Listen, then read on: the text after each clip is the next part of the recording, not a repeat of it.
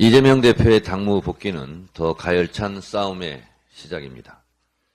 이재명 대표는 당대표 취임 1주년을 맞은 지난 8월 31일 폭정 속에 무너지는 민생과 민주주의를 보며 분노한다며 후쿠시마 오염수 방류 문제, 홍범도 장군 흉상 이전, 해병대원 수사 은폐 의혹, 서울 양평 고속도로 특혜 의혹, 방송장악 시도, 오송 지하차도 침수 참사 등을 대표적 사례로 언급했습니다.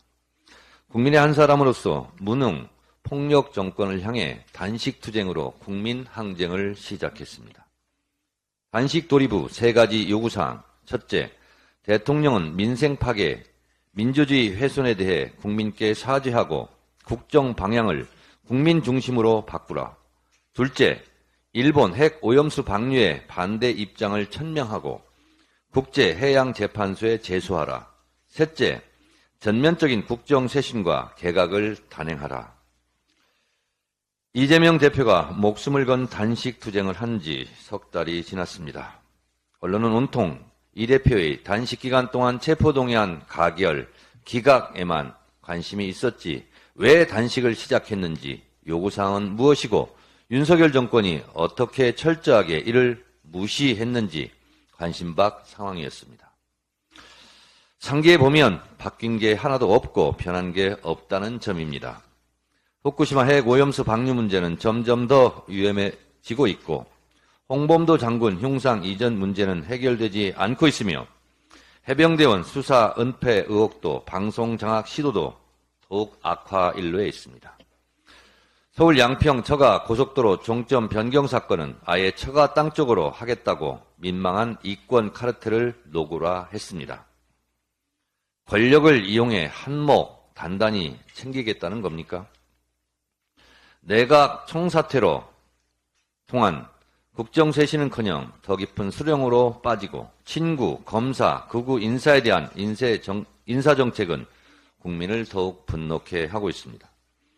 이재명 대표가 오늘부터 당무에 복귀하지만 단식 투쟁 전후에 이 정권이 바뀐 건 없습니다. 비록 몸은 덜 회복되었지만 이제는 먹으면서 더 가열차게 싸울 때입니다. 윤석열 대통령은 언제는 이념이 제일 중요하다고 하더니 강서구청장 선거 대패 후 민생이 제일 중요하다며 국민이 무조건 옳다고 밑도 끝도 없는 얘기를 했습니다. 이념파리에 이어 이제는 민생파리 하려는 겁니까?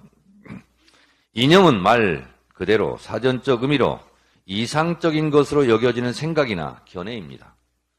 이념을 악용하고 이념을 도구로 폭력을 휘둘러서 그렇지 나쁜 말이 아닙니다.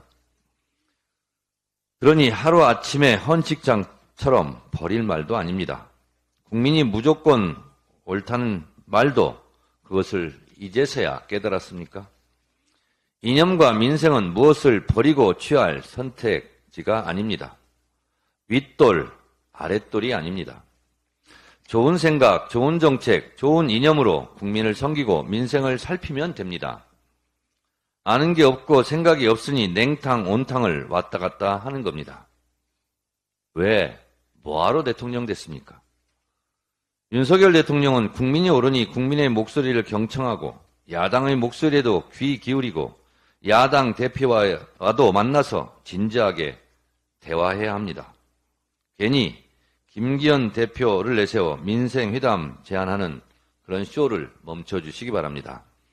권한도 없는 바지 사장과 의미 없고 효과 없는 시간 낭비를 하는 것보다는 실질적인 윤 대통령과 이재명 대표의 회담이 이루어지길 바랍니다. 민생을 챙긴다는 말은 국민의 생활과 생계를 보살핀다는 뜻입니다. 국민들은 고물가 고금리로 민생고에 시달리고 있습니다.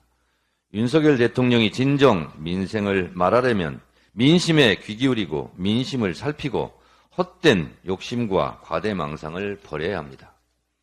무엇보다 중요한 것은 하루빨리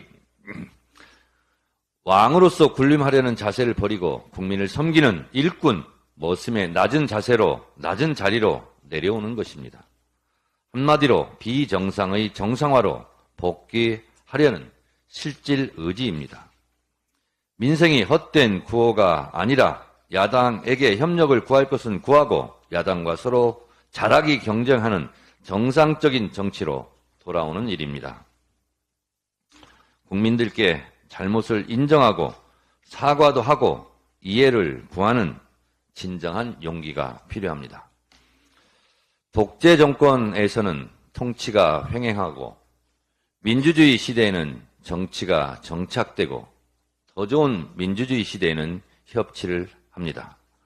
윤석열 대통령은 통치자의 무거운 왕관을 벗고 정상적인 정치, 서로 상생하는 협치의 길로 돌아오길 바랍니다.